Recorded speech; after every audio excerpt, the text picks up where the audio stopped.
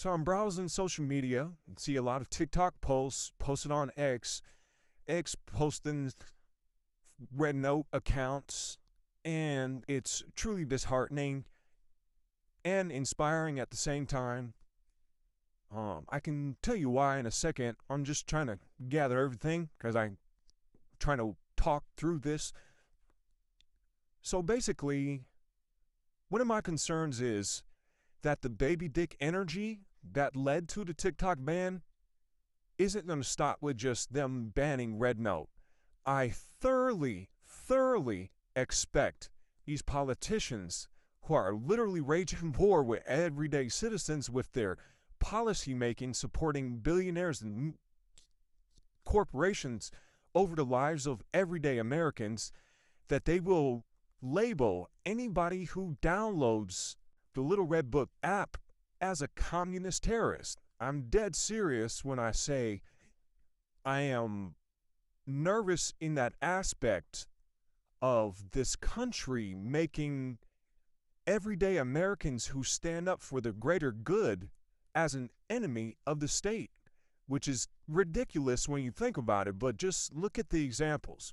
Martin Luther King, Medgar Evers, Malcolm X, anybody who was fighting for a sense of equity, equality, harmony amongst the people was met with such vitriol and even death.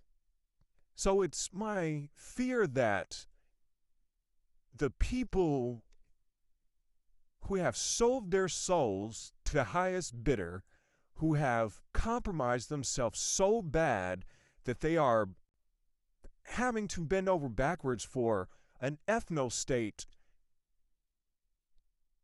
it's ridiculous to me. It's really ridiculous. And I fear that the people who are pulling the strings would go to such measures to label regular American citizens who are frustrated at their government as a terrorist. And we seen with, legislation after 9/11, basically once you're labeled a terrorist, they can do what they want with you. You don't have any constitutional rights. You fall into a special category where they just get to, send you to Guantanamo Bay and do what they want with you. And ask anybody who's been to Guantanamo Bay how they treated the people in there. Outside of that, historical reference, I truly believe that they would make everyday citizens, marking them as terrorists for wanting to explore their freedoms. And it's really sad that that is the reality. And I think the people behind it don't give a fuck.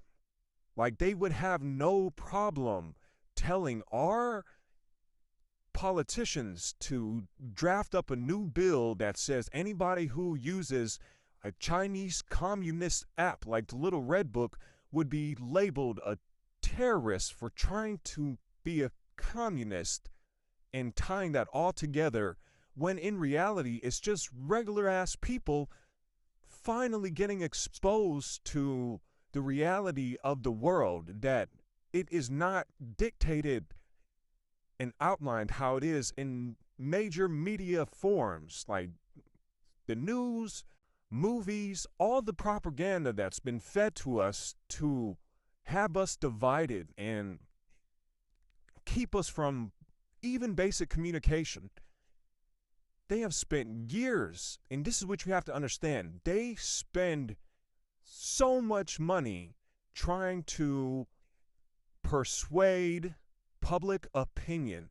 And we've seen it play out in our American discourse through politics, through corporations infiltrating or being hired to control certain narratives, push certain agendas.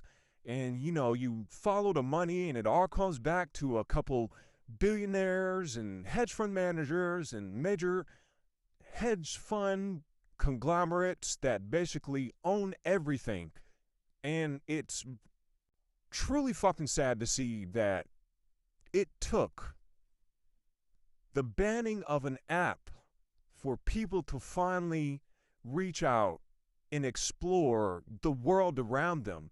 And I'm grateful in that sense that because of the reaction to the ban, it has brought full circle the truth of the situation. And in that truth, people are finding out that regardless where you are on this planet, people just want to raise their family, live good, peaceful lives, have enough money to take care of their bills, their needs, support their families, get an education, go to work, grow old, and enjoy life. And life has been snuffed out so bad to the point where eggs are almost $6 a carton for 12. Milk, $4 for a gallon.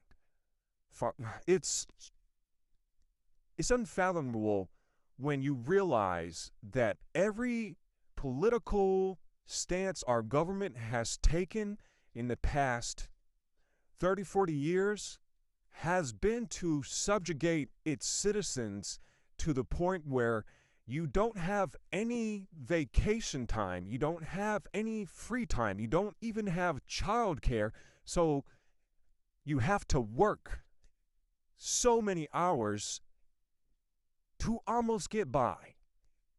And then, as Americans, we see the Chinese living their lives in such a way that you can tell they don't have the same reality in terms of stress and issues plaguing their communities when their healthcare is taken care of, their school is taken care of, their education, everything is set up for them to advance their people into better positions in life. If you look at their homelessness issue, it's almost non-existent because they make it mandatory for any local government in whatever region of the country that there are programs set up to get people out of homelessness into a house, into a job,